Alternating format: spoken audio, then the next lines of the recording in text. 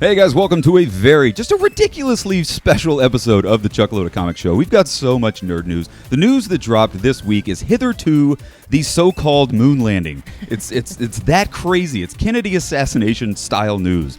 Spider-Man is returning to the MCU. Our prayers have been answered, and Disney caved. We're going to get into the details of the Spider-Man Sony deal.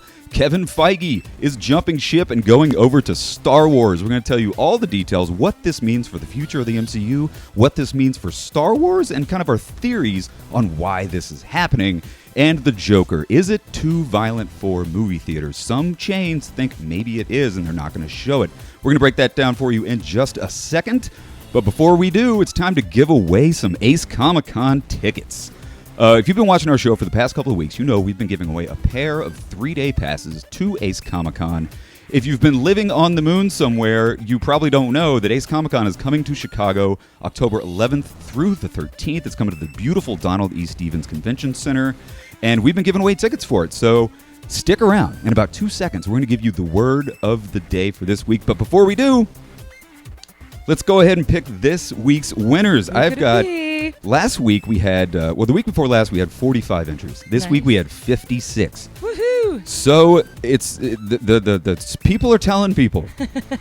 They're telling two friends, and they're telling two friends. So I've got all your names in this little jar, this little lucky jar. And let me say before, if I don't draw your name, don't be upset, because we're going to do this for 2 more weeks. Keep on entering. If today is not your lucky day, maybe next week will. So let's go ahead and draw this week's winner.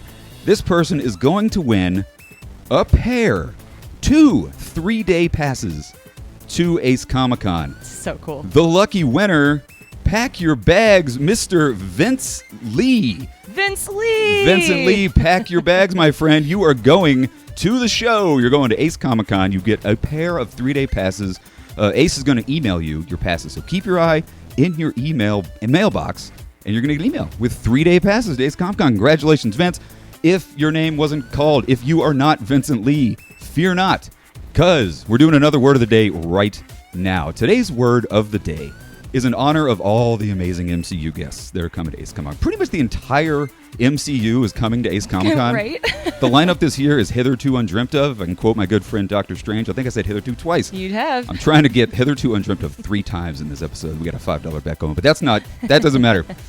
This week's word of the day, in honor of the MCU guests, is Endgame.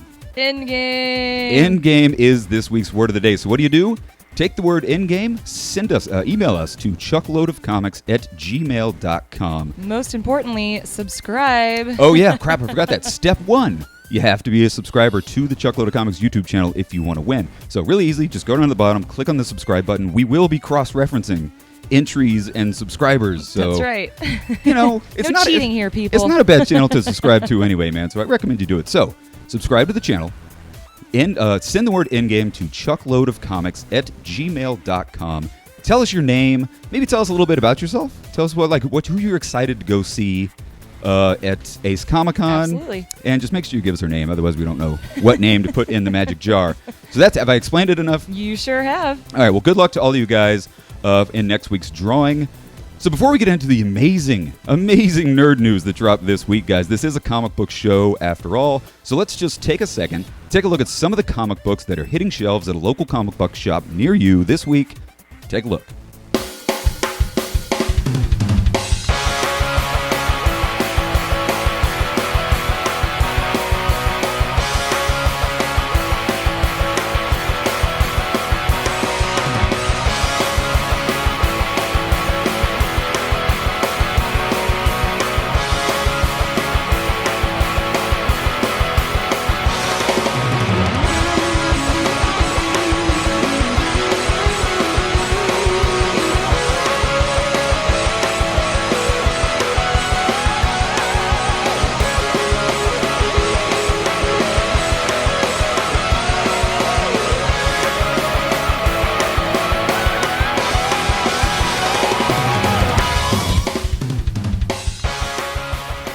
So this is a massively awesome week in the world of comic books, guys. A lot of books are wrapping up.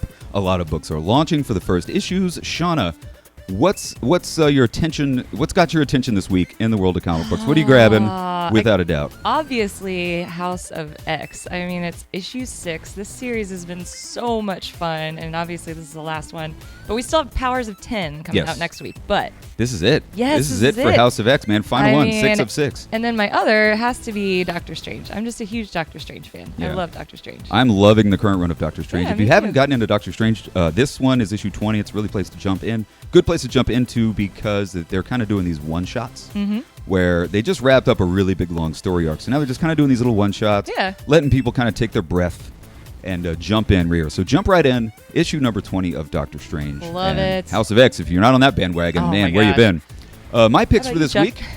What you got? Ghost Rider. If you're a fan of Ghost Rider, Rider. Ghost Rider #1. They're launching a new Ghost Rider comic book this week. If you've never read a Ghost Rider book, this is a great place to jump in. Yeah, I couldn't agree more. Marvel's been doing a lot of Ghost Rider stuff lately. He's been showing up in the Avengers books with the Cosmic Ghost Rider. You know, the Punisher in the future becomes the Ghost Rider. Yeah. I'll spare you all the details, but Been a lot of fun. everything in Marvel right now is either Carnage or Ghost Rider. Right? So Ghost Rider #1 comes out looking great, and Fantastic Four issue number 15. Fantastic Four has These been two a fun books book. are so good. They just started a new run of Fantastic Four So issue 14 started this really cool new run. So go to your local comic book shop, pick up issue 14 and issue 15 when it comes out this week. Couldn't agree more. All right, so let us know what you guys are reading in the comment section. What are you excited about this week? New comic book day, and let us know in the comment section. So guys, can't wait to get into the nerd news this week. Oh my gosh. Without further ado, guys, this is this week's nerd news.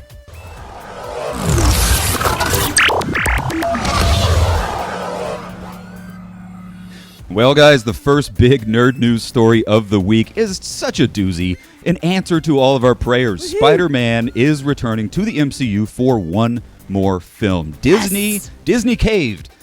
They will accept less than 50%. Actually, the financials of this deal have yet to be released, but we do know Spider-Man is going to come back for one more film. They're going to finish the trilogy, the Homecoming trilogy, that I think is an absolute must. If you saw the end of Spider-Man Far From Home, the post-credit sequence, you gotta do a part 3. I know. I mean, oh my God. If it would have been just so heartbreaking if we didn't get a follow-up after that post-credit sequence. I'll spare it for you if you haven't seen it. Right? No spoilers. But definitely, number 3 is going to be great. And he's also going to appear in, he's going to have an appearance in an unknown MCU movie. Interesting. Moving forward, so that's really cool. You know. Yeah, well, the third Spider-Man, they actually gave us a release date for the third Really? Spider-Man movie. It's coming out July 16th, 2021. Oh my gosh. I don't know if this is this going to be just kind of stretching on the deal? Are they going to make another deal after this? Or is this going to be sort of a one and done kind of thing? I don't know. Let me ask you this, Shauna. And I want to ask you the big question that I'm posing to you people at home watching. Leave us a comment. I have 2 cookies. I have a chocolate chip cookie. I have an oatmeal cookie. Whatever cookies you like. I have an Oreo and I have a Chip Ahoy. How about that? There you go. Oreo and Chip Ahoy. If you had to make a choice, does Spider-Man stay in the MCU? Does he continue on in Phase 4 and 5, which we know is getting very intergalactic? Sure. We're going to get introduced to the X-Men, to the Fantastic Four. Everything's going in space. Everything's getting really, really big. Yeah. Would you rather see Spider-Man stay in the MCU and play in that sandbox, or would you rather he go back to Sony, join this budding new Venomverse, the Spider-Verse that Sony's building pretty awesomely? Venom was great. Venom 2 is shaping up to be absolutely spectacular. Couldn't agree. We got Morbius the Living Vampire. We got a Craven movie. I know. It's going to Shauna, be pretty cool. I'm asking you, man. If you had to make a choice, does he stay in the MCU or does he go to Sony? Which would you prefer? I'm going against the grain and saying that he goes to Sony because you can't have a Venomverse without Spider-Man, and I just think that it would be really cool to introduce Tom Holland in that Venomverse. Like you were talking about, we got Morbius coming out, we got the Venom 2 coming out. And there's really no place for him in the MCU anymore. I don't think it's worth it. Yeah. We've moved past the friendly neighborhood Spider-Man. The MCU has gotten way too big. I hate to say it, but I mean, I don't think Spider-Man needs to be playing around with the X-Men. I couldn't agree Doesn't more. necessarily need to be playing around with Doctor Doom and stuff. Right. Let him go over here. Let him play with his rogues gallery over there at Sony. Yeah. I couldn't agree more. But I'm really glad he's going to finish his trilogy. Yeah, no, that makes sense. I'm glad we get one more movie, and then it'll be, all right, now go play. Right. Go play over there while we do this over here. So let us know what you guys think in the comment section. Obviously, we're all very excited. Spider-Man's coming back to the MCU for one more film. Do you wish he would stay permanently, or does it make you a little bit excited to see Venom and all his villains play with Spider-Man? Let us know in the comment section what you guys think. Okay, this next story. Absolutely amazing story. This one was like manna from heaven, hitherto undreamt of. There it is, number 3. I said hitherto undreamt of 3 times. You owe me $5. Kevin Feige is jumping ship and going over and doing a Star Wars film. And I know what you're thinking. This is like, no way. You know, you saw it online. Everybody's been talking about this for days. But this didn't come from some random blogger. Right. This didn't come from some random tweet. This came from Alan Horn himself. Alan Horn, the president of Disney Studios. Wow. Alan Horn answers to nobody but Bob Iger. He is the top dog at all things Disney Studios. You know it's legit. It's very much legit. It came right from his desk. He was talking to The Hollywood Reporter, and Alan Horn said, with the close of the Skywalker saga, Kathleen Kennedy is pursuing a new era in Star Wars storytelling. And knowing what a diehard fan Kevin is, it makes sense for these 2 extraordinary producers to work on a Star Wars film together. I want to pay close attention. He says a Star Wars film. He does say a Star Wars film. Just one. That's never happened. I don't buy it. I don't buy it either. I don't buy it either. I've got lots of theories here, and this is where I want you guys to jump in the comments. I've got 4 theories 4? as to what this actually is. Lay him on us, Chuck. Theory number 1. It's exactly what he says it is. It's Kevin Feige. He's been doing the MCU thing for so long. He wants to try Star Wars. I mean, he's a massive Star Wars fan. Mm-hmm. Everybody knows. He's said this on red carpet interviews. I mean, Alan Horn just said it. Kathleen Kennedy knows it. He's a massive Star Wars fan. Maybe he just wants to try his hand at a Star Wars movie and then go back to the MCU. That's theory number 1. Theory number 2. Kathleen Kennedy has been not the most popular person in Star Wars fandom lately, and I disagree. I love Kathleen Kennedy. She's absolutely amazing. One of the best producers in Hollywood history, Kathleen Kennedy. Well, after, the recent trilogy, a lot of Star Wars fans are not liking the way she's handling things. It's a possibility, and I don't like this possibility, but maybe Kathleen Kennedy's on her way out. Uh-oh. And they're going to groom Kevin Feige to take over at Lucasfilm. Interesting. Make Kevin Feige the president of Lucasfilm. Well, then who handles the MCU? You got a lot. They got a bucket full of great directors, great producers. You got people like, Jon Favreau. Mm-hmm. You could bring him up to run the MCU. I mean, he started the MCU. Right. Let him take the reins. You got Dave Filoni, maybe. Yeah. I don't know. Other great producers and stuff. Yeah. So that's option number 2. Kathleen Kennedy's out. Kevin Feige's moving over, and they're going to move somebody up through the ranks. Option number 3. And this one I like. This one kind of, warms my heart just a little bit. I'm sorry, these theories are really long, but I really like them. Alan Horn, the president of Disney Studios, he came out of retirement. Yeah. To kind of usher in this whole Star Wars thing. Like he was retired. He was done. Yeah. He came out of retirement to keep an eye on things. I wouldn't be surprised if now that Star Wars exists in the world of fandom, maybe Alan Horn's going to retire again. Whoa. Maybe Kathleen Kennedy's going to take over Alan Horn's position. Interesting. Kevin Feige's going to take over Kathleen Kennedy's position. Everybody's shifting. And then, like I just said, they bring somebody else up through the ranks, like Favreau or Dave Filoni or somebody to take over the MCU. Okay. But that way, Kathleen Kennedy's going to move up. Everything is just like a lateral shift. Wow. Alan Horn retires. Everybody takes one step to the left, one step up. And the 4th theory I got, I know this is good. I'm getting long-winded here, but it's kind of fun to talk about. 4th theory. Benioff and Weiss, the guys that created Game of Thrones, the showrunners of Game of Thrones, we know that they have a trilogy, a Star Wars trilogy coming up. On the other side of the coin, they were just given a Netflix deal worth $500 million. Oh my gosh, that's Netflix cut them a blank check. Well, not a blank check. It was for $500 million and said, do whatever you want with it. Right. Just here's $500 million. Come make amazing stuff for Netflix. Now, if you are Benioff and Weiss and you have a trilogy of Star Wars films you have to make, that's like 8 years of filmmaking, 10 years of filmmaking. That's a lot of time. They're probably already starting to work on it. But then you also had this $500 million obligation with Netflix. I would not be too surprised if Benioff and Weiss are like, we don't have time for this Star Wars thing. Let's go do the Netflix thing instead. Okay, so who's going to do the new trilogy? Kevin Feige. Oh, yeah. So Kathleen Kennedy stays where she is. Alan Horn stays where he is. Kevin Feige takes over the new Star Wars trilogy that Benioff and Weiss were going to do. And again, bring up Favreau to handle the MCU or something like that. Shauna, thoughts on any theories? I know there's a lot of theories. There was a lot of theories, but I think I like your 4th one the best. Yeah. You think Benioff and Weiss are going to go to Netflix and nix the Star Wars trilogy? It kind of is what it already sounds like. I mean, why would they have a trilogy ready in line for Star Wars and then also ask Kevin Feige to do another Star Wars movie? Right. Where are they putting this Star Wars movie? Yeah, I don't know. I think maybe it would just make sense that he would take over the trilogy and then, and let Jon Favreau and Dave Filoni come in and run the MCU for a little while. Why not? Yeah. Well, it's funny because, I mean, Alan Horn and Bob Iger, even Kathleen Kennedy said they're kind of putting the brakes on Star Wars a little bit. They're slowing down. They recognize that they gave us too much Star Wars too fast. They're going to slow it down. So if that's the case, why are they adding an extra Kevin Feige Star Wars movie? Right, that's going against everything you said you were going to do. That's what I would think. It doesn't make sense. So I don't know. What do you guys think?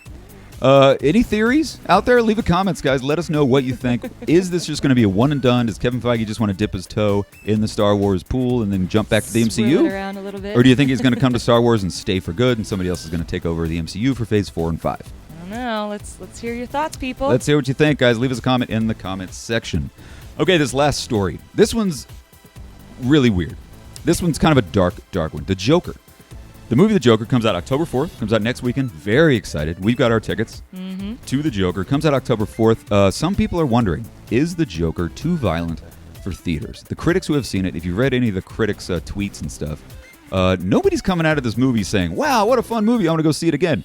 Every single critic that comes out of this movie is like, wow, I got to take a shower and wash this sin off of me because I just feel so dirty. Right? It's like, it's a real dark it's really dark, Taxi Driver-esque type of film. That's scary. So a lot of theaters are saying that is this too hot for TV? None more so than the Century Aurora Theater in Colorado. This is, of course, the theater where in 2012 the Dark Knight massacre inside the theater at Dark Knight left 12 people dead. The guy went in, shot up the Dark Knight theater. Horrible, this obviously. theater is not carrying the Joker. They're not showing it. The families of the victims of the Colorado shooting, they've been writing letters to Warner Brothers. Wow.